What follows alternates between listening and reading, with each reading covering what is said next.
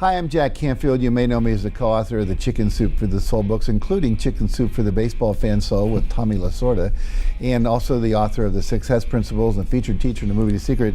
And if you haven't heard about the 162 Challenge by now, I hope you have. This is a really great pledge opportunity for you to make a difference to 4 charities that are helping kids, that are helping fallen firefighters, that are really making a difference in the world. And what you get to do is for every home run that the Yankees hit, you can pledge from 50 cents up to $5 for every home run. And that money then will be charged to you and go to the cause. And if you're a Yankees fan, you want them to hit home runs, so it's a win-win all around. So I always support anything that supports good causes, so I'm supporting this. So Steve and Marybeth are doing this great challenge. They're going to every single Yankees game this year. That's either a commitment or craziness, but I honor them. I wish I was going. It's really cool. And so you can be part of this. Make sure you pledge, make a difference. We're always asked, what can I do to make a difference? This is how you can. So go and do it right now. Go to 162crew.com. Hey, welcome back to the 162 Experience. Returning, it's always a good sign when someone comes back to the 162 Experience. We got 3-time All-Star, Silver Slugger, Golden Glove Award winner, Bret Boone. Bret, thanks for being back on the show. You got it, my pleasure. First time I had you in my house, and this might even be a little bit weirder. We're in a hotel room together. In a hotel room, yeah. And you're out here on the East Coast seeing your son, Jake, who's at Princeton. He is. Manning the cold weather. That's horrible. I don't know how he does it. I don't know how, East Coast, I don't know how you do it. Yeah. We were talking a little bit before the show about going to all 162 games and how you thought we were lunatics. Oh, yes. That would be tough for me. I think I've seen too many games. I've been to 4 this year, which is way out of my comfort zone. Usually 4 in a year would be big for me, but I've had 4 in the first month, so a couple Yankee games, a couple Padre games. But well, what's really crazy is you just flew all the way back to the West Coast and then back again within the last 3 days or so, right? I'm Father of the Year. Yeah. No, I took my my twin boys. I came out to see their brother. The first and foremost, we're seeing the brother. Then we get to see Uncle Aaron up in the Bronx, and then now my daughter, who's about to graduate from USC in a couple weeks. She hasn't seen her brother since Christmas, so I planned another little trip out here to watch him play Columbia a couple days. We saw a Yankee game last night, and then I'll head back to normal life. Great. And your Savannah is your daughter's name? Yes. She's in broadcasting, right? Yes. Is that her goal or her big? Yeah, she's a business major and the minor in this and that, but she's done a lot of work in front of the camera, and she's interning actually with my agent's company in LA right now. So she's getting really educated on the behind the scenes stuff as well as in front of the camera. So she's telling me, like last night we were at the Yankee game, it's funny because my daughter's 21 and she seems to be all grown up, but she's still a little girl inside, which is cool for Dad to see that. But she was telling me before the games, when they'd have the highlights coming up, maybe last series or something like that. She's like, "Yeah, Dad, this comes on at 6 o'clock. I do these reels. I do the editing." So, kind of a proud moment for me. Like, wow, she's learning. So she's very well versed, not only in front but behind the camera. And she worked for. I think this year with her school schedule, it was tough for her to be a part of. USC has a show, and it's kind of, they set it up like a Sports Center show where they have a USC Trojans desk and a studio, and then they have people out in the field, and Savannah would be at football practice or at baseball practice interviewing one of the players, kick it back to, and sometimes she'd be at the desk at the studio. So it kind of gives them a kind of a preview of what it's like out there being a real, being on Fox or being on NBC or something like that. Sure. It's good training, but she's got her reel all ready to go. So, who knows? The one thing as a dad I don't want to do is tell her what to do. I've been telling her, well, if I were you, this is how I would do. Dad, I said, all right, it's your life. Go get a job then. So. Well, it's good, and it's a different world today. The whole social media and broadcasts and everything else like that. As much as the game's the same, there's so many. Things are just going so much faster these days. Yeah, definitely. And hey, let's. I know the last time we interviewed you, your book has come out. And we talked a lot about what was in the book, which was a lot of fun for me, a lot of great stories. We didn't talk so much about the process of writing the book. What was that like for you? Educational. First of all, I never thought I'd ever write a book. or think about it. And once I got into it, it was kind of a, it was twofold. It was an educational process, how it works, but it was also kind of a trip down, remembering my childhood and bringing back, because a lot of the book is talking about Grandpa. Yeah. And how, and I was very close with him. And just, 10, 12 years later, after he passed away, reminiscing and going through all the old stories that, sometimes Grandpa would be in the car, we'd be going to, spring training. I'm going to the ballpark to, for my daily thing. And he'd be telling me this Bob Feller story for the 20th time. And I'm like, Gramps, can't you get it through your head? Randy Johnson's way better than Bob Feller. And at the time, it's like, yeah, I heard it, done it, heard it again. But when you get to go through it, it reminded me of how cool that was and what a cool grandpa I had. There's not too many, I look at myself, I'm probably the only one that's been through, from the Feller ages. He can talk about Bob Feller and Ted Williams firsthand. Yeah. And give me these stories that I wasn't born when they were playing. And so basically from the 40s through current. Yeah. And it just reminded me how special my childhood was and how cool that was. As far as writing the book, went out, I interviewed probably 3 or 4 ghostwriters. And not necessarily, I'm not going to sit there and judge them on their baseball knowledge or anything. That's not going to go very well with me, probably. Yeah. But I picked the guy that I thought could best, if I could answer questions, he could put them in my words as good as I thought possible. And he ended up doing a really good job. I mean, we'd go over, it was a basic formula we had. Is at 9 o'clock we've got a meeting. We're going to talk for usually it was about a half hour. And he was ready. And I mean, that phone at 9 o'clock, he meant 9 o'clock, and he would call me. And I'd answer the phone, and he'd say, you ready to go, Brett? I said, I'm ready to go. Are you ready? And he'd go, boom. And he'd have the questions. And it was like we'd never stop talking. I mean, we didn't reminisce about, hey, how you doing? How is the weather back in New York? He's from New York.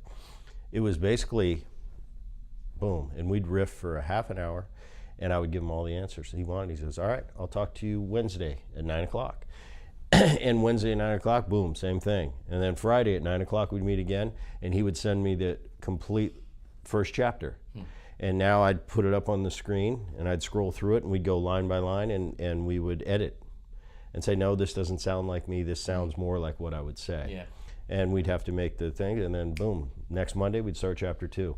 And we'd go through that. The tough part for me was the very end, where I had to edit the entire thing. You get tired after a while and you miss little segments. I found the segments I missed that I wouldn't have written that way when I went through the audio version. That was the toughest job I've ever had. I went into a little studio, a tiny little space, sitting in a chair like this. I got the mics on, I'm in the soundproof room, and I've got somebody out there, well, could you read that sentence again? And I had to do that for 60 pages. And it's 7 hours of audio, right? And I've done a lot of commercial work where, I do a commercial and you're in a studio and you're doing a 20-second bit, and it probably takes you 2.5 hours to get it exactly how the sound people want it to sound. Did you enunciate this word correctly? I had to do that for 260 pages of a book. And I remember by the end of some of those segments just going, I would be reading off this, it's like things were starting to happen. And I'd be like, the hill, we're done. I couldn't even read anymore, because when you read nonstop for 6 hours straight. And your voice gets hoarse, right? Oh, it was unbelievable. Like I said, it was the toughest job I've ever had. Yeah. But How many segments did it take to do it? I think all said and done, it took us about 18 hours. Okay. Of sitting in there. I'd go a couple hours, then I'd take a break and get something, get a drink and get something to eat. But it was an interesting process. I wouldn't want to do that part again. But the book part, it came out all right. At first, I was very skeptical. Very I don't want to write a book. But like I said, when the material was there and I got to go back through all the old stories, it was kind of cool. It was a cool trip down memory lane, if you want to say that. To be able to have something, tangible to remember your grandfather. Yeah, and like I said, the reservations I have with books, and nowadays, especially with social media and everything, so give me the good. what goes on in a major league clubhouse, that's for us. Yeah. That's nobody's business. Sure. But I could give you a little peek from the outside behind the curtain of what it's like without really getting into, but the interesting part and how they sold me to finally do the book was, we're going to talk about your grandpa and your dad and what was it like being in the unique position I was in, being the first one coming up through that third, and then having a son that's a freshman in college playing baseball, which is potentially a fourth generation. I had to take that as this doesn't happen every day, and made me really appreciate what I had and really how proud I am of my family and what they've been able to accomplish. Absolutely, without a doubt.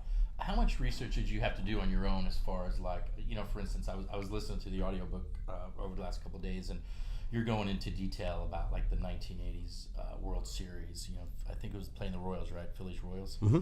And this the slider and then the curveball. I mean, you obviously don't remember that. You were 11 or 12. Did you have to go like Google the game and see what was going on, or did you? No, that was more done by people doing the research. Yeah. Okay. And I just took their word for it, But no, I could just give them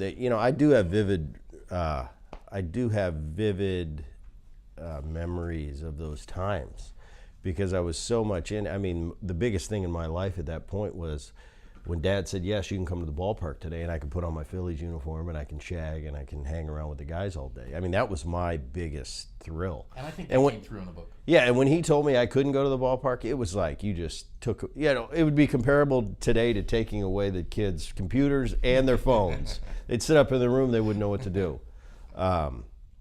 So that was very vivid, still is in my mind. Being on I remember they won the World Series. I remember the party after the game. I went back that night and I slept at Pete Rose's house. And I remember him waking me up in the morning very abruptly. And, we went to the float and we went down and saw all those people. And at the time I'm just thinking, this is what I do. This is, my dad, millions of people come out and cheering because they won the World Series. That's pretty cool. But, looking back, what a special time that was. And as a player, I got to witness so many great things in All-Star games and World Series, but I never won a World Series, and I never got to get on that float as a player. So it just kind of hammered home how cool that is to be a world champion. Everybody doesn't get to do it. Absolutely. Some of the greatest players ever put on this uniform. For sure. Now, and what comes to mind to me is Ken Griffey. Junior's the best player I've ever played with.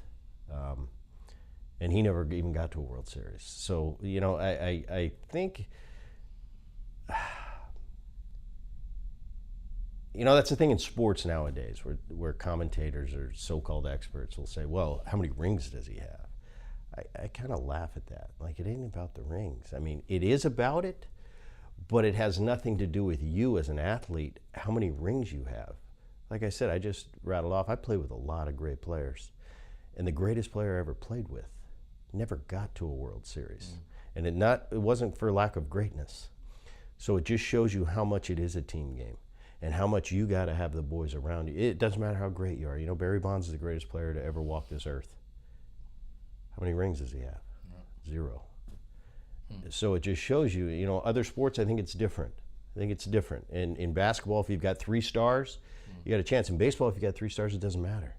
Because you got a 25-man roster, and you better have that bullpen, and you better have that defense, and you better have it's just, there's so many different things going on. I look at the Braves of the 90s.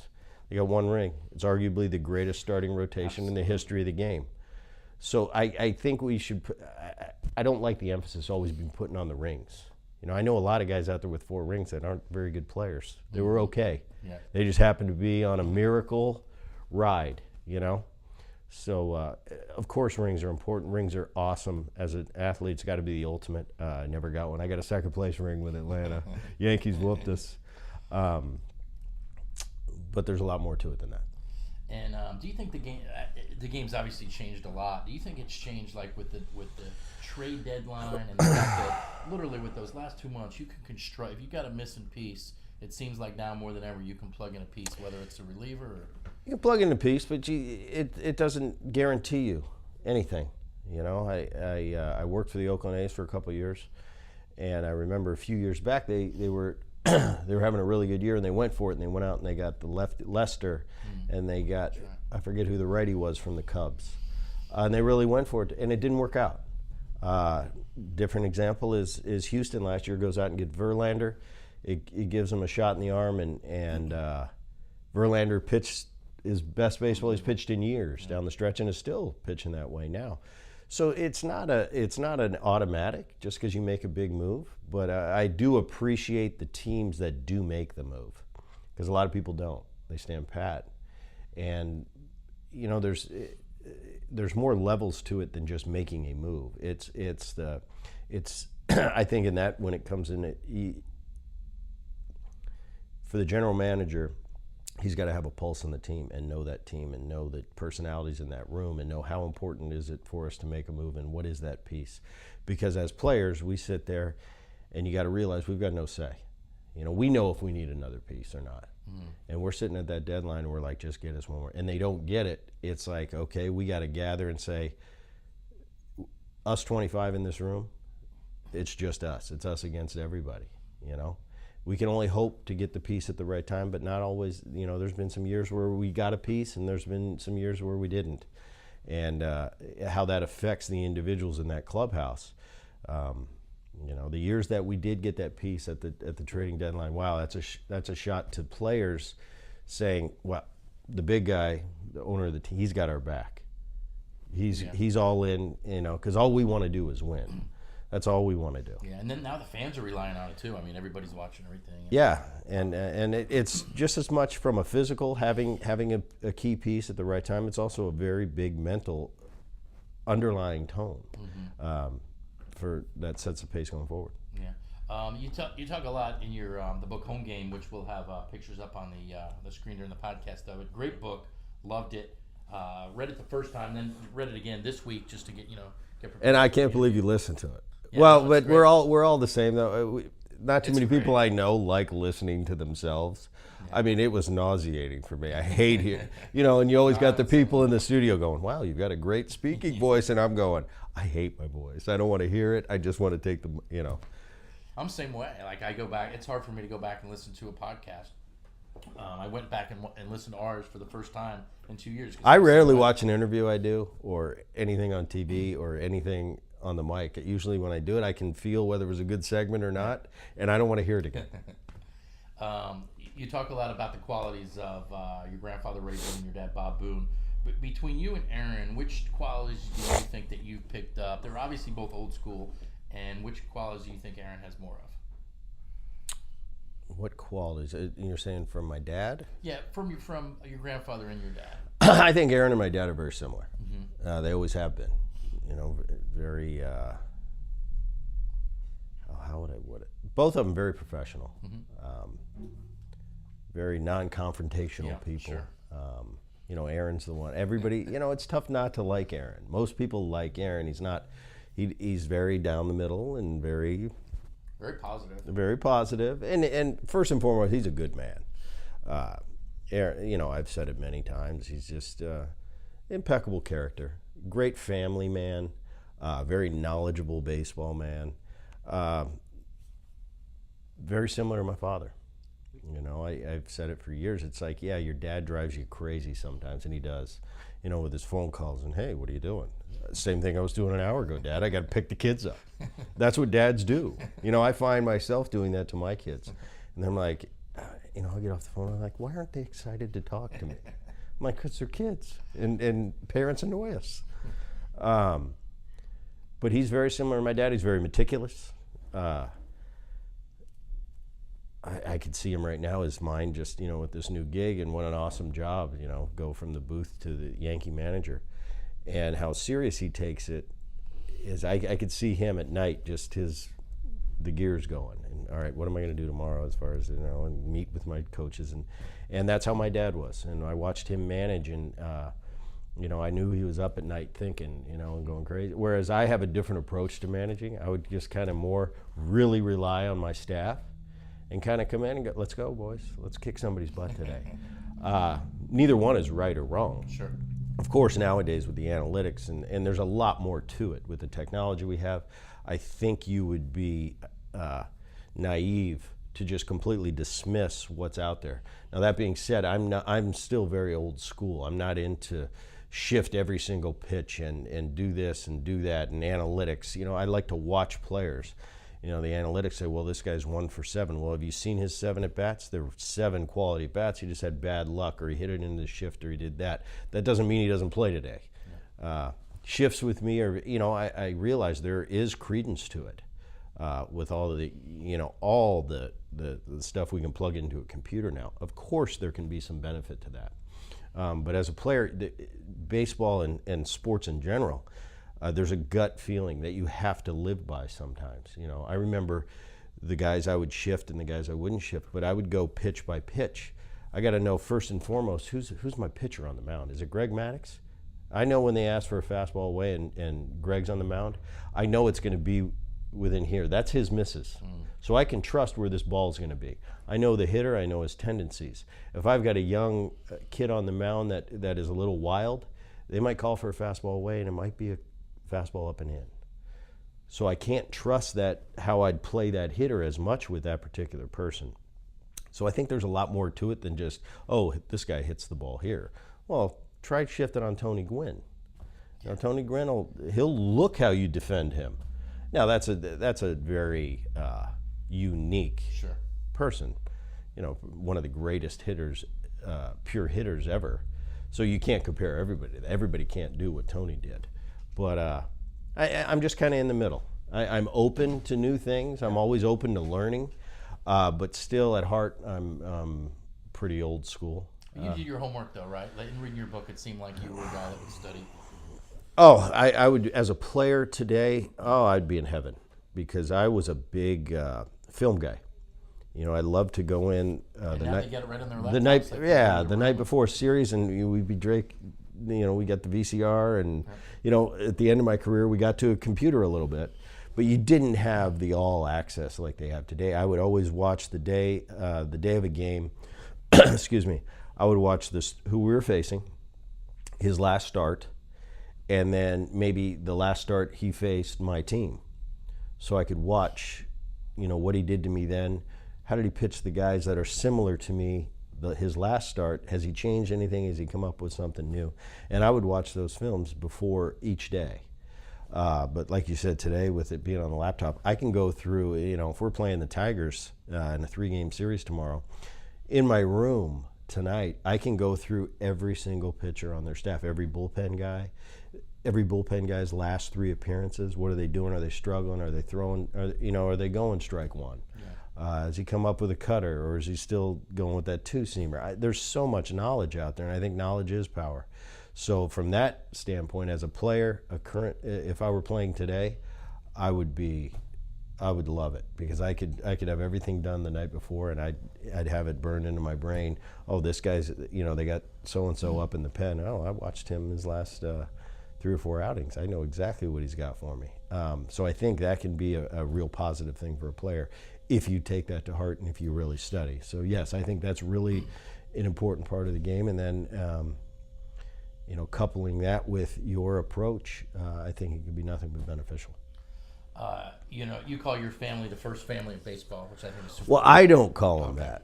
That was kind of, we were dubbed that, and it kind of, when I thought about That's it, great. I thought, well, it's kind of true. Yeah, who else? Nobody else has done it, but Your grandfather So played it's with Ted fitting. Williams, batted against Warren Spahn in the World Series. Yeah. Talk about your dad plays with Pete Rose and everybody else, the Big Yeah. Red Machine, where a lot of the guys from that team.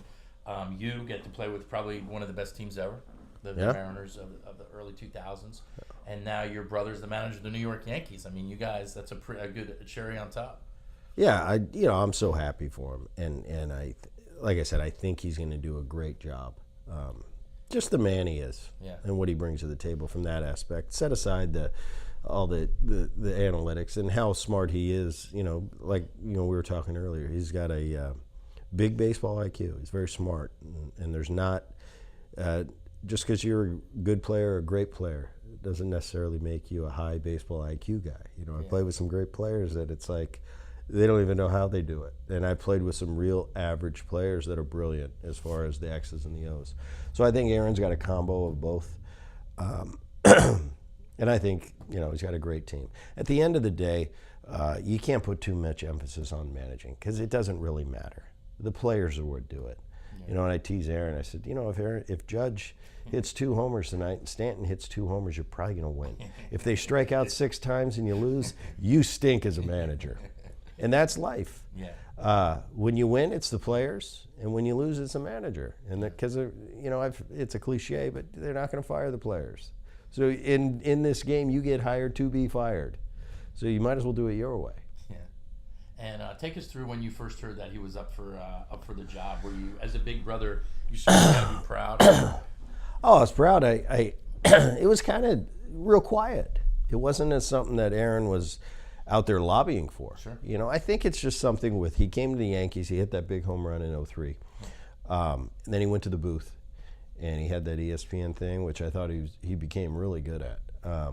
But I just think it's Aaron, his personality, and just through his years of being in ESPN and the contacts he made, and I think he had a really good rapport with Cashman. He had gone through a lot. He had gone through that when he blew his knee out, and was honest about it. And the Yankees released him. That says something right there about Aaron Boone. Blowing your knee out in a pickup basketball game and not covering up. I don't know if I could have done that. I don't know how many people out there can honestly tell themselves I would have done the same thing, but Aaron did. And people remember stuff like that. So I think that's the ultimate form of respect he had right there. But I think over the years, covering the Boston Yankees, he probably spent a lot of time with Brian and the organization, and they were very impressed with him. And when it came time where the Yankees were going to make a change, someone like Aaron came into their mind. So it all happened really quickly, but I was just happy for him. Yeah, me too. He's been doing great. I love how just soothing he is. Like, you watch the post-game interview, and he's soothing, but on the inside he's going. I like to get on. Did you watch the Yankees-Red Sox game? I guess it was last week where Tyler Austin slides in a second and the brawl. I missed it. I was on a flight coming back from one of my flights right now. I missed it. I've heard bits and pieces of it. Barely caught him with a spike. It certainly wasn't intentional. Right, and the game has created that. I disagree with changing the game in a lot of ways. The fact that as second baseman now, when we're turning double play, I have to stay anchored to that base. It's really hard because injuries will occur. I'm built and I'm trained to when that ball touches my hands and I turn that double play is to get my feet moving and up in the air. And it's tough when you train your whole life to do that and say, now I got to stay anchored to the base, because that's where you get injured. Nowadays you have to directly into the base. And I think we've actually now are training the current player to, he's not allowed to just barely tick you. I don't think there was any vengeance with that. Like I said, I haven't seen the play over and over and over again. Yeah. But it's I don't know whose fault it is.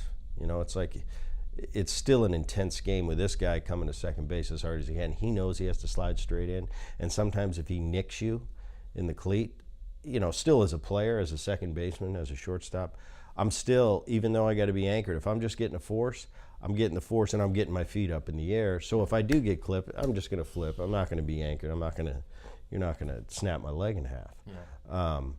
So I don't know. We're getting a little sensitive on, if you barely nicked me. You can feel, and I know if there was some intent there. So that you've got to be the judge in that situation and know, what, this guy came in honestly. And things happen in baseball when you're running full speed and you go make an honest slide into a base and your cleat clicks off a little bit and nips you. He didn't mean anything. You as a player have to realize that and not make a big deal about it. It's very obvious when someone comes in or when somebody comes in with intent to hurt you. Now you come in with intent to hurt me, I'm going to hurt you back.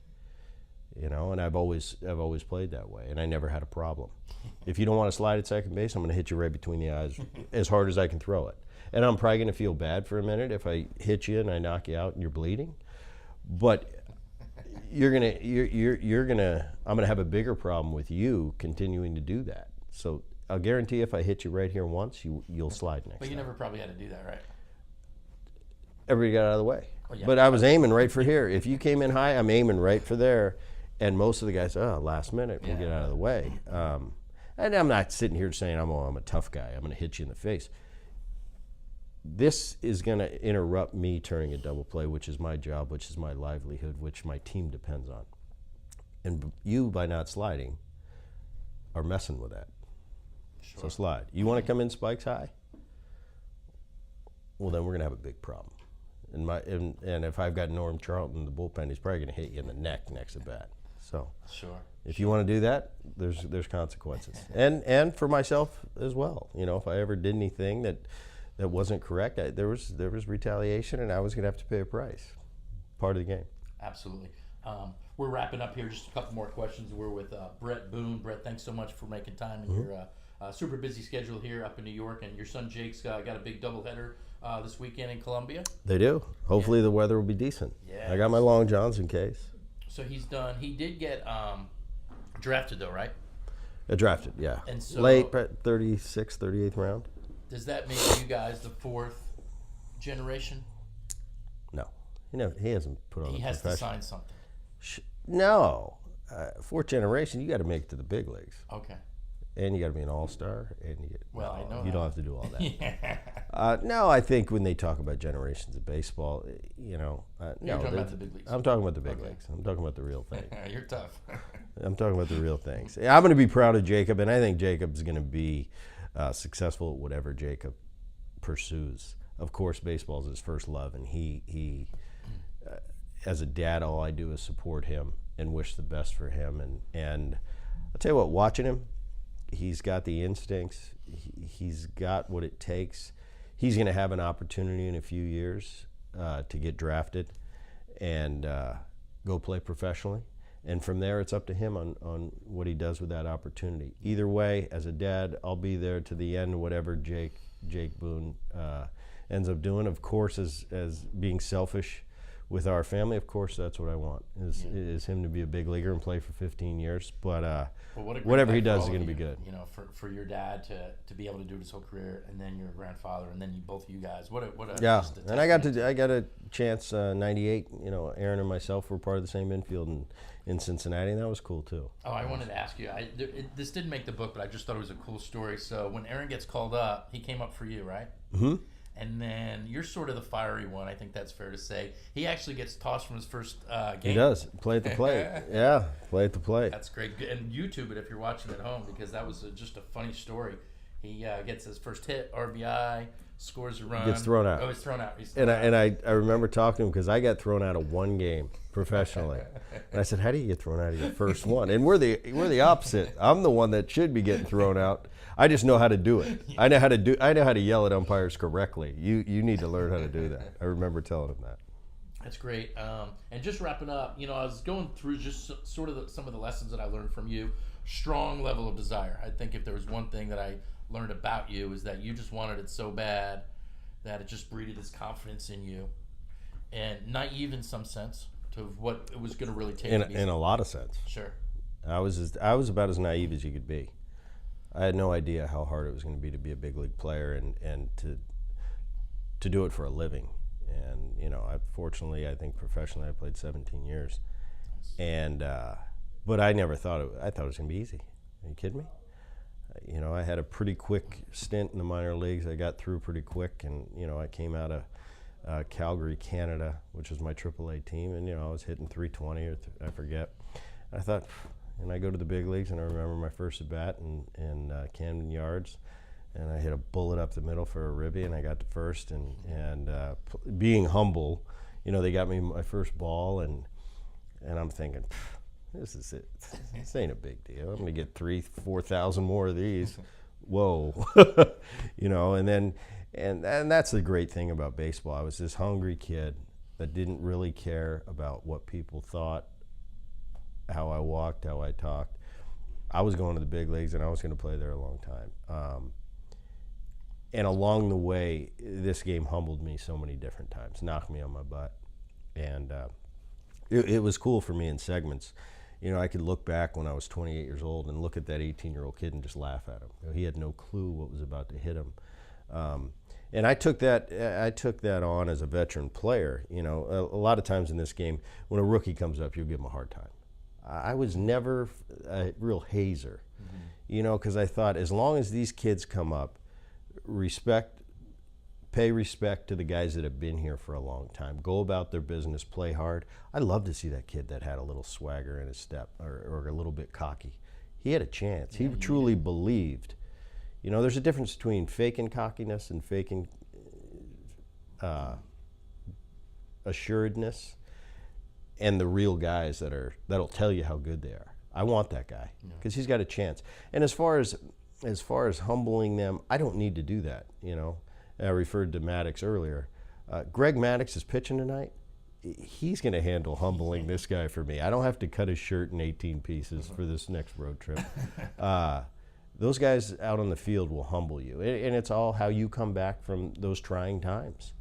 You know, we all got to get up and learn and make an adjustment. And okay, this works. Okay, I see how he's doing. You know, and we all learn. And the guys that pick it up and constantly make the adjustments are the ones that are around and make a career out of this game. And the guys that don't are the guys that kind of fall by the wayside. But it's definitely a learning process. Definitely a very humbling process. And you know, I'm glad I did it the way I did it. Yeah, cool. Good for you. Your buddy Trevor Hoffman just getting Hall of Fame this summer, huh? Yeah, pretty awesome. That's exciting. You know, yeah, I'm very happy for him. I think I'm going to go to the ceremony. Are you? Great. And it should be fun. Yeah, should be fun. Good stuff. Good stuff. Well, we're sitting here with Bret Boone. You know, Bret, last time we ended, and we always end with the same question. So I asked you what advice you would give to your 18-year-old self, and you said you'd start working out earlier, and that you would enjoy the process more. Do you feel like you're able to do that now, or are you enjoying the whole process of having Jake coming up and having, you know, the whole family? Yeah, and I'm back to, you know, I've got 13-year-old twin boys, and I'm back helping coach their team again, which I thought I'd never do. You know, I did that with Jacob, and I kind of, when I stepped away and Jake went to high school, I thought, whew, I'm done with that. Now the twins are coming up, and I'm like, all right, I better do it again. So the last year I've been helping out with his team, with their team. So I'm enjoying that. I'm getting to come see Aaron. I'm you know, my daughter's about to graduate, and Jacob's a freshman in Princeton, and so I'm pretty lucky dad. And I'm able now to kind of enjoy being a dad and seeing all these different activities. I'm doing stuff I never thought I'd ever do, you know. Like what? Laundry. You know, I actually do the laundry. I'm doing laundry. I'm doing the kids' dishes. I'm learning how to cook a little bit. You know, stuff my mom's amazed. She's like, I never thought Bret would ever do that. But it's almost like it's very kind of rewarding. I'll get all the laundry done and all the kids, and I'll feel like, yeah, look at me go. That's and so I'm enjoying being a dad. You know, this is a different segment in life for me, where I've always been on the go. I've always been traveling. I've always had people to do all that stuff. And it's kind of cool when you just take it on yourself. And it's almost like I wake up in the morning, I'm like, wow, I accomplished a lot today. Now I'm going to go play golf.